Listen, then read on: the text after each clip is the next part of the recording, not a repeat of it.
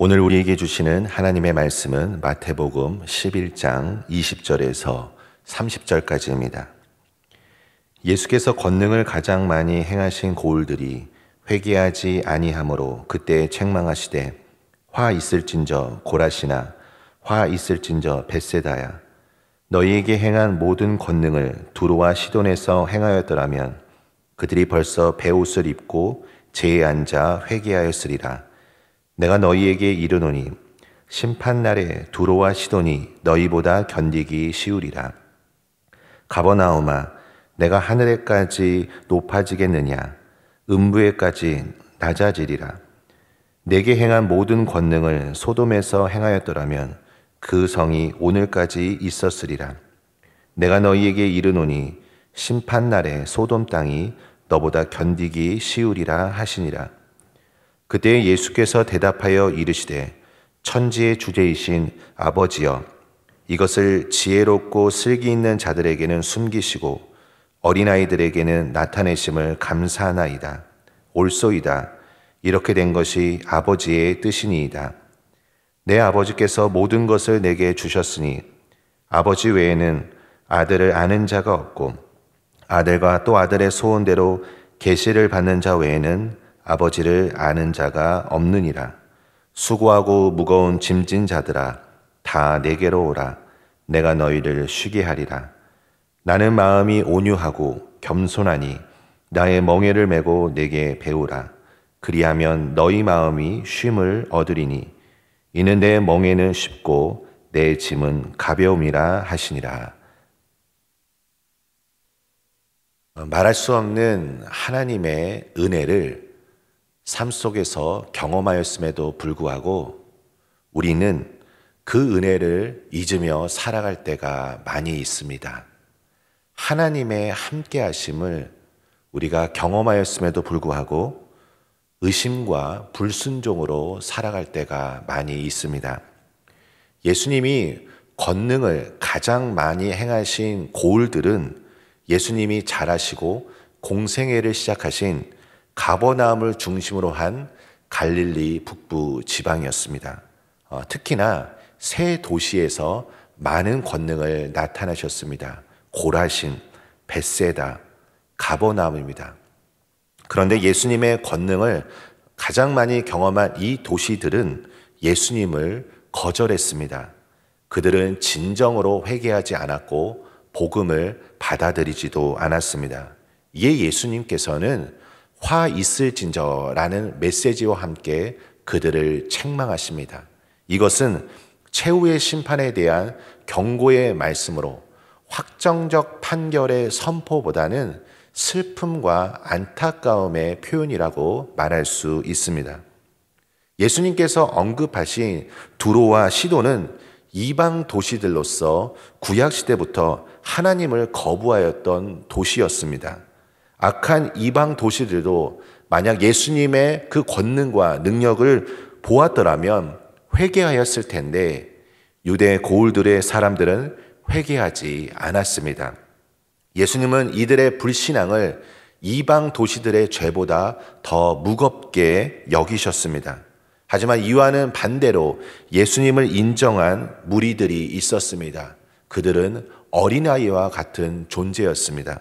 어린아이는 헬라어로 네피오이스인데 젖먹이를 가리킵니다. 여러분, 어린아이가 가지고 있는 특징이 무엇입니까? 바로 의존성입니다. 스스로 할 수 있는 것이 아무것도 없습니다. 어린아이와 같은 자들은 전적으로 예수님을 의존합니다. 예수님이 자신을 구원해 줄 것을 갈망합니다. 반면 지혜롭고 슬기롭다 말하는 자들이 있는데 그들은 바리새인들과 석인과 같은 자들입니다. 그들은 예수님의 가르침과 권능을 보았음에도 예수님을 믿지 않습니다. 그리고 자신들의 의를 나타냅니다.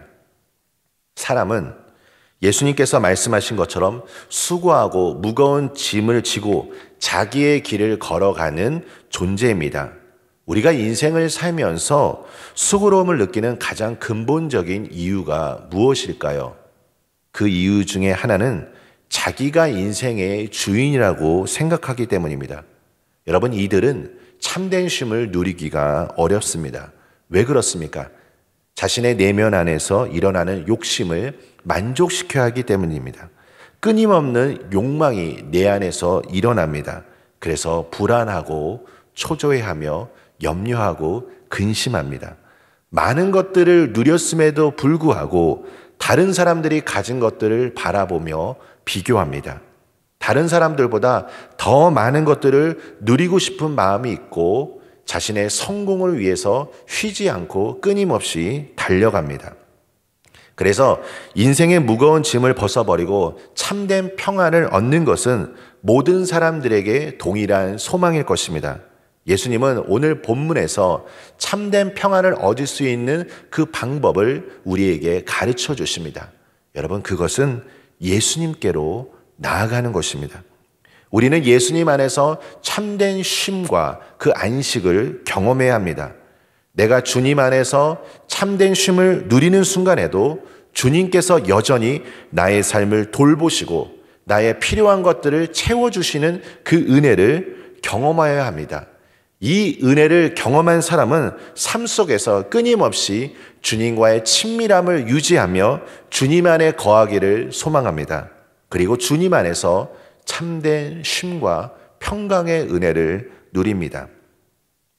예수님을 믿는 사람들은 이러한 고백들을 많이 하셨을 거라 생각합니다. 주님께 맡깁니다. 주님 나를 인도하여 주시옵소서. 이러한 고백입니다. 그런데 저는 여기서 한 가지 질문을 드리고 싶습니다. 사랑하는 성도 여러분, 얼마나 많이, 얼마나 자주 주님께 여러분의 삶을 맡기고 계십니까? 별로 중요하게 생각하지 않는 것들이나 지극히 작은 부분들은 우리가 주님께 맡길 수 있을 것입니다. 또한 좋은 것이나 어떤 목적을 향해서 가는 것은 주님께 잘 맡겨드릴 수 있습니다. 하지만 이와는 반대로 내 생각과 다른 것이나 아니면 더 많은 것들을 주님께 맡기는 것, 아니면 가는 것과는 다르게 이 멈추는 것에 대해서는 많은 사람들이 주님께 맡기지 못합니다. 여러분, 때로는 우리가 멈췄을 때, 그리고 참된 쉼을 누릴 때 많은 것들을 볼 수 있고 경험하게 됩니다. 내가 주님 안에서 참된 쉼을 누릴 때 주님께서 나의 삶을 돌보시고 역사하시는 것을 우리는 경험할 수 있습니다. 그것은 주님께서 나와 함께 하시기 때문입니다. 사랑하는 여러분, 수고하고 무거운 짐진 자들을 향한 예수님의 음성을 우리는 들어야 합니다. 그 음성은 주님께로 나아가는 것입니다. 수많은 생각들을 잠시 내려놓고 주님만을 바라보시고 주님의 이름을 불러보시길 바랍니다. 주님께로 나아가는 데 있어서 우리가 경계할 것이 있다면 그것은 나의 생각과 판단, 경험일 것입니다. 바로 마음의 완고함입니다. 우리는 어린아이 같이 순전한 마음으로 주님 한 분만을 바라보며 나아가야 할 것입니다. 출애굽기 33장 14절에 이스라엘 백성들의 지도자인 모세를 향한 하나님의 말씀이 전해집니다. 여호와께서 이르시되 내가 친히 가리라. 내가 너를 쉬게 하리라. 여러분, 이 말씀은 하나님께서 적극적이 되셨다는 의미입니다. 많은 분들이 쉼을 누리는 것을 어려워하는 이유가 있다면 계획한 것을 혹시 이루지 못할 것에 대한 염려 때문일 것입니다. 여러분, 우리가 주님 안에서 참된 쉼을 누릴 때 우리의 계획이 결코 멈추는 것이 아닙니다. 하나님께서 적극적으로 우리 삶 속에서 일하실 것이고 하나님의 역사하심을 증거하실 것입니다. 또한 우리는 짐을 구별할 줄 알아야 합니다. 내가 짊어지고 있는 이 짐이 내 욕심으로 생겨난 짐일 수도 있습니다. 어떤 경우에는 내가 짊어지지 않아도 될 짐들을 지고 계시는 분도 있습니다. 의심과 불신, 죄의 짐들입니다. 반대로 하나님께서 우리에게 지게 하시는 짐도 있습니다. 갈라디아서 6장 5절에 보면 각각 자기의 짐을 질 것이라 라고 말씀하십니다. 하지만 여러분, 이 짐 또한 나 혼자만 짊어지는 것이 아닙니다. 주님께 이 짐을 맡겨야 하는 것입니다. 내가 짊어지고 있는 이 짐에 대해서 누군가에게 이야기하거나 부탁할 때 처음에는 잘 들어줄 것입니다. 하지만 사람들은 내가 계속해서 부탁을 한다면 우리를 어려워하거나 아니면 우리와 만나는 것을 주저할 것입니다. 하지만 여러분, 주님은 어떤 것이든 우리와 함께하길 원하십니다.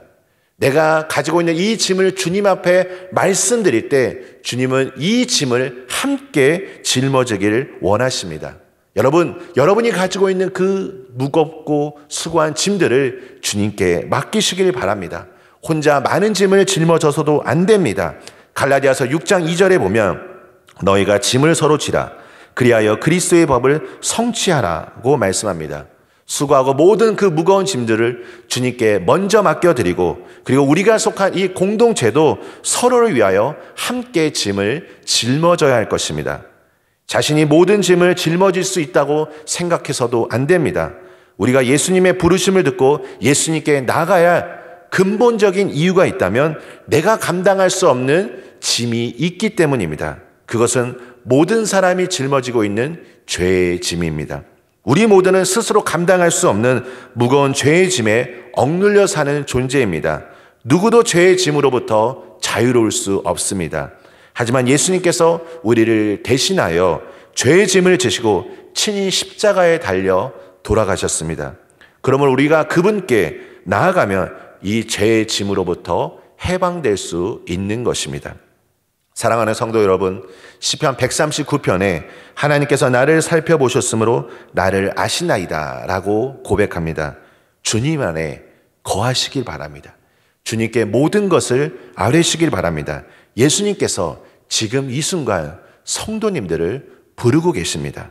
주님 안에서 세상에 줄 수 없는 참된 평안, 참된 안식을 누리시기를 예수님의 이름으로 축복합니다.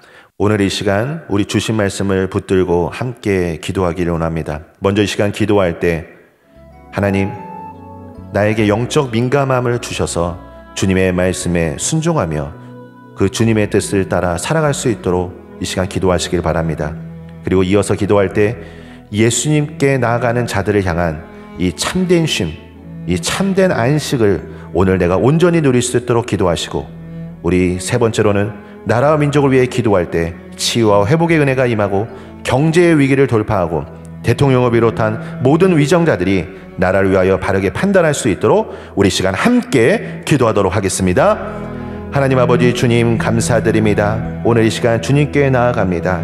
아버지 하나님, 주님 우리에게 그 마음의 눈을 밝혀주시사 지혜와 계시의 영을 부어주시고 영적 민감함과 분별력을 가지고 주님의 말씀에 순종하며 살아갈 수 있도록 하나님 축복하여 주시옵소서. 예수님께 나아가는 자들을 향한 참된 쉼과 안식이 있음을 우리가 기억하길 원합니다. 모세에게 말씀하신 것처럼, 아버지 수많은 믿음의 사람들에게 말씀하신 것처럼 주님 안에서 우리가 참된 쉼을 누리게 하여 주시고 그 안식 가운데 거할 수 있도록 하나님 아버지 이 시간 역사하여 주시옵소서. 주님, 우리가 우리 안에 있는 이 불안, 염려, 근심에 대해서 우리는 결코 이길 수 없을 것입니다. 우리는 자유로울 수 없을 것입니다. 그렇기 때문에 주님이 주시는 그 은혜가 필요합니다. 주님, 오늘 이 시간 우리에게 말씀하여 주셔서 오늘 이 시간 이 기록된 약속의 말씀을 붙들고 우리가 승리하며 살아갈 수 있도록 주여 축복하여 주시옵소서. 우리가 나라와 민족을 위해서 이 시간 기도하길 원합니다. 아버지 하나님, 치유와 회복의 은혜가 임할 수 있도록 주께서 이 시간 역사하여 주시옵소서.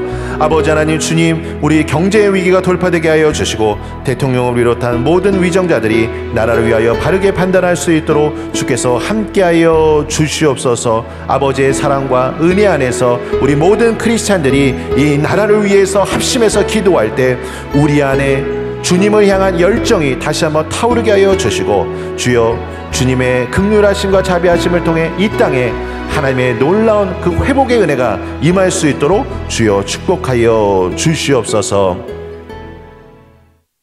이제는 우리 구주 예수 그리스도의 은혜와 하나님 아버지의 그 크신 사랑하심과 성령 하나님의 인도교통 역사 충만하심이 주님 안에서 참된 쉼을 누리고 오늘도 믿음의 길을 걸어가는 하나님의 신실한 자녀들 삶 가운데 이제부터 영원까지 함께 하시기를 간절히 축원하옵나이다.